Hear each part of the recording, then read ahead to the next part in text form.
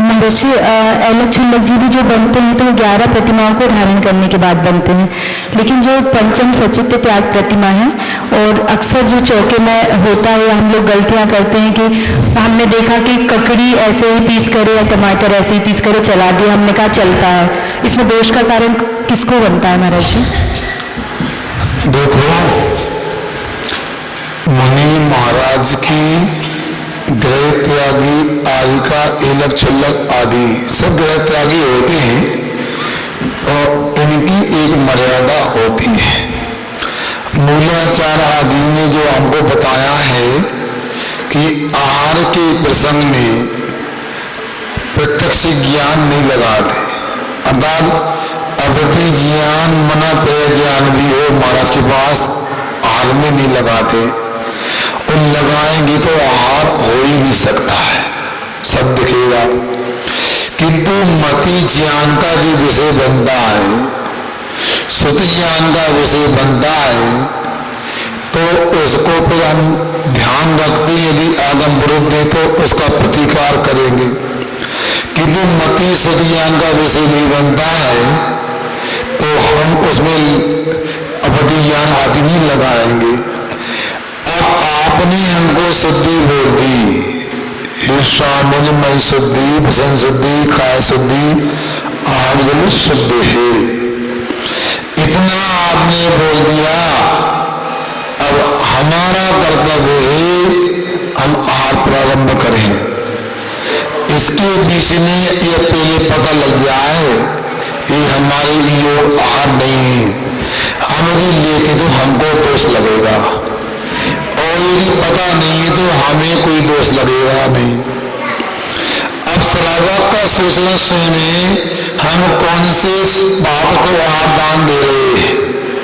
यदि मुनि महाराज आदि का ऐलक छुल्लक है, जब पांचवी प्रतिमा में सचित त्याग हो जाता है तो पांचवी प्रतिमा से जितने ऊपर के त्यागी वृत्ति है इन्हें कभी सचित नहीं देना चाहिए। बिना गर्म किया जल है,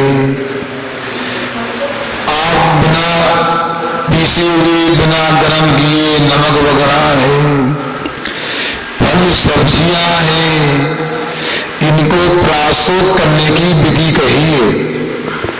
गुरु कृपा से जितना हमारी बुद्धि थी उन्होंने तो बहुत दिया, हम न ले पाए, किंतु जितना ले पाए उसमें हमें याद है परम पूज्य आचार्य श्री जी के चरणों में रह करके जब सतकंडा का व्रत के हम 15वीं पुस्तक का स्वाध्याय कर रहे थे, उसमें चर्चा आई थी पृथ्वी कायक आदि की अवगाहना क्या होती है।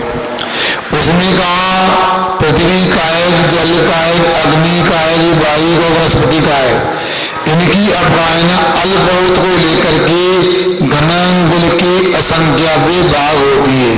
इसको अंगुल कहते हैं, इसके असंख्यात टुकड़े करो, असंख्यात भाग कितना छोटा आएगा। नमक पीसते नमक की एक कणिका में भी संख्यात जीव हो सकते हैं। अब नमक को पीसने के बाद गर्म करते हैं, अंदर तक स्पर्श बदलेगा तो प्राशक माना जाएगा। उसी प्रकार बादाम के टुकड़े करो सब्जी के फल के, उसको इतना गर्म कि अंदर तक स्पर्श बदल जाए तब प्राशक माना जाता, अचित माना जाता है। कई बार हमें भी देखने में आते, भाई साहब खड़े हैं, पूछो अच्छे से गर्म पानी से धो के लाए, फिर तेज पानी में लाए और ले लो, आप ले लो, कैसे ले लो। इसलिए आप लोगों को ध्यान रखना चाहिए, हम ले भी नहीं, मान लो धोखे से ले लिया, तेज गर्म पानी धुला हुआ तो गिरा सकते हैं उसको, क्योंकि कुछ व्यवस्थाएं ऐसी हैं कि यदि मान लो भोजन में यदि अंजलि में कंदमूल भी आ गया तो उसको यदि वो उसमें घुला मिला नहीं तो उसको भी अलग करने की आज्ञा है। समझ गए ना? तो आप लोगों को स्वयं सोचना है। अब मैं बड़ा संकोच में रहता हूँ, आप इतने भोले वाले लोग हो, आगे कि मत मतांतर है। अब कोई साधु लेता है सलाद वगैरह, हम क्या करें?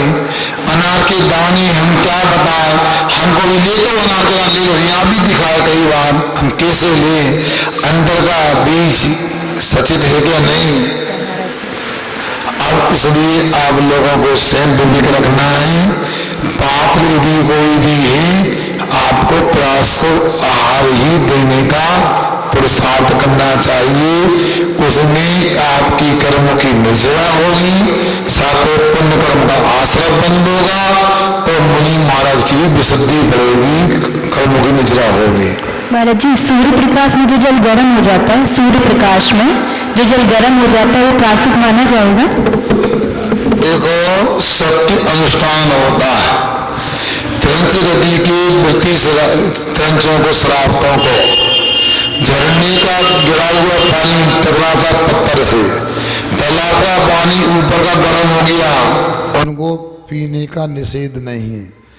मनुष्य की व्यवस्था अलग है। आप पानी को छन्नी से छान सकते हैं, बिलछानी कर सकते हैं, अग्नि आपके घर में गर्म कर सकते हैं, तो आपके लिए तो वो अग्नि पग भी लेना चाहिए। फिर भी जंगल में निवास करने वाले मुनिराज को झरने का पानी गिरा हुआ पत्थर से टकराता है, लघु शंका आदि के लिए तत्काल लेने को निषेध नहीं, और तत्काल खाली भी कर देना चाहिए। ठीक। जिन